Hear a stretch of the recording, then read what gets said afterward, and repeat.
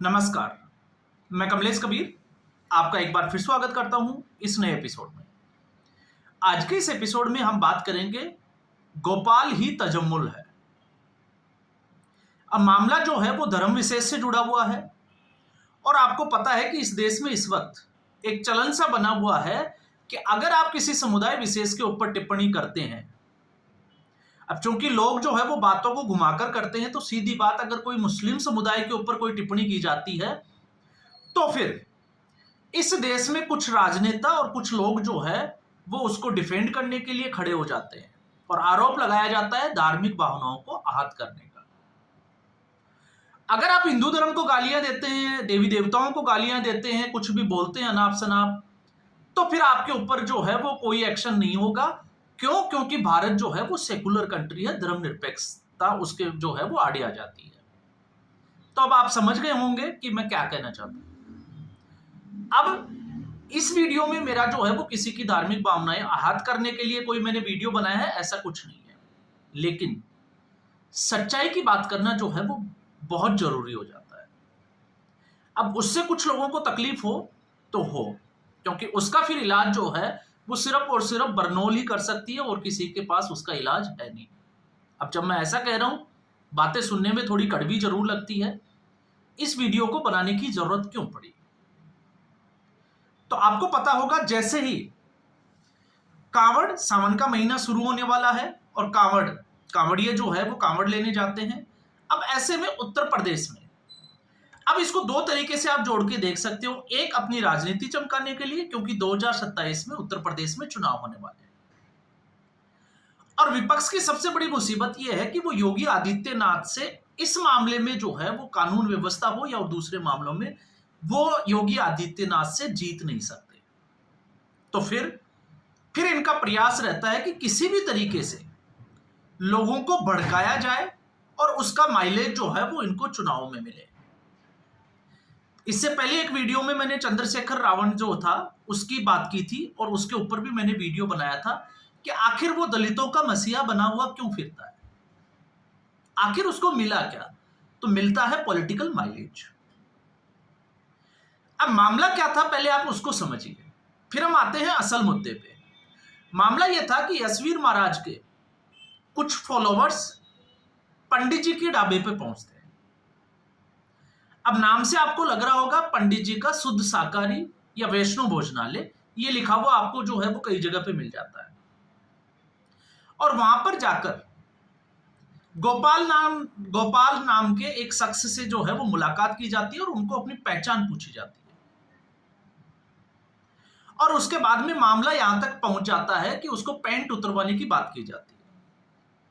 और जैसे ये मामला होता है उसके बाद में तुरंत राजनीतिक दलों के कुछ नेता, जो समुदाय विशेष के मसीहा तो हम नहीं कहेंगे, लेकिन उनको अपना वोट बैंक समझता है, वो इसमें कूद पड़े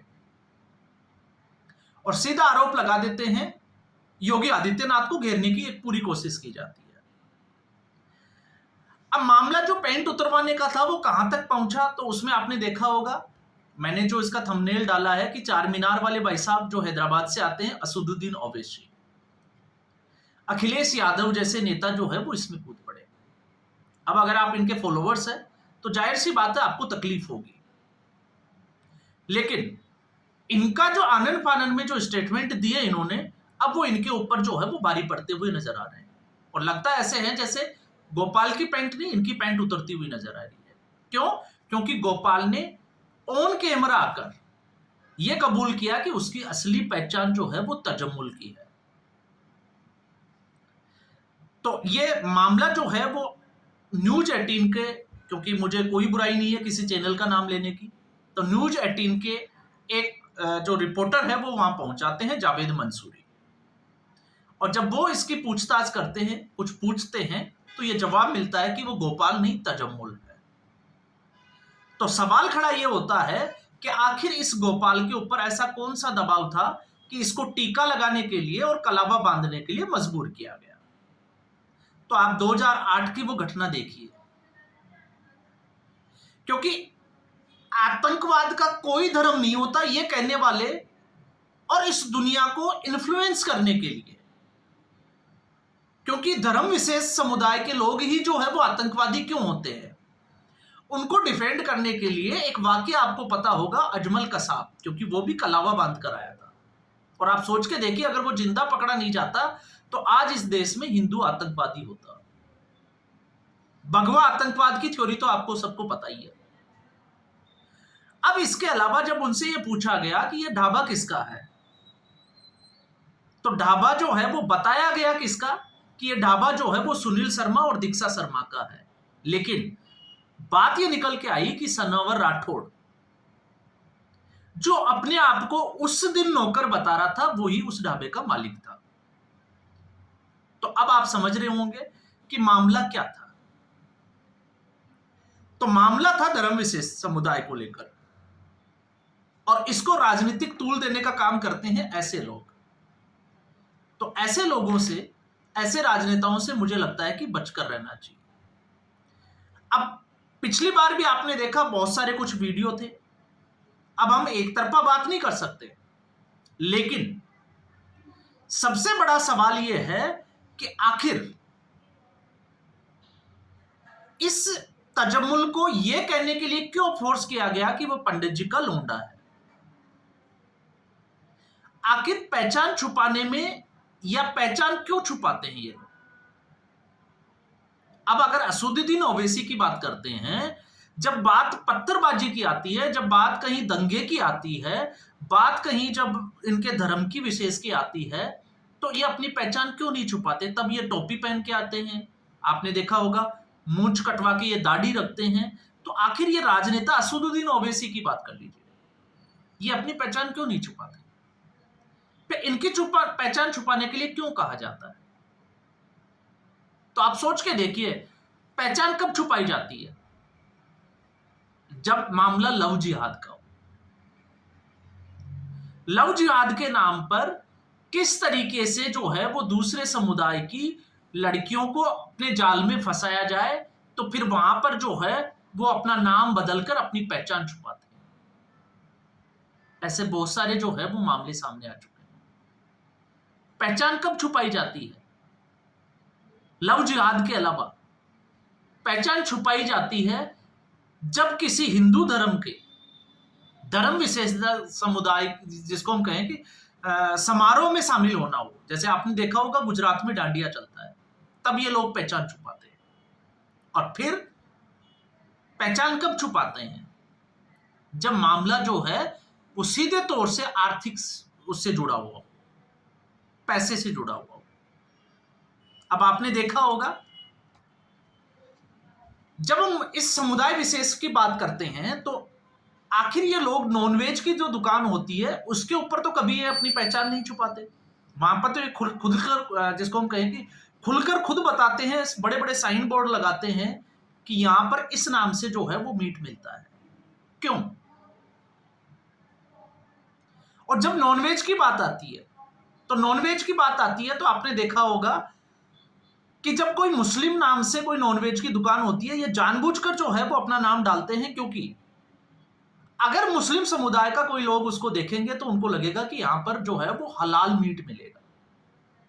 और अगर हमारे जैसे कोई हिंदू समुदाय से कोई लोग हैं, तो वो जो है वो नॉनवेज की दुकान खोलते हैं, तो उनको पता है कि यहां पर झटका मीट मिलेगा।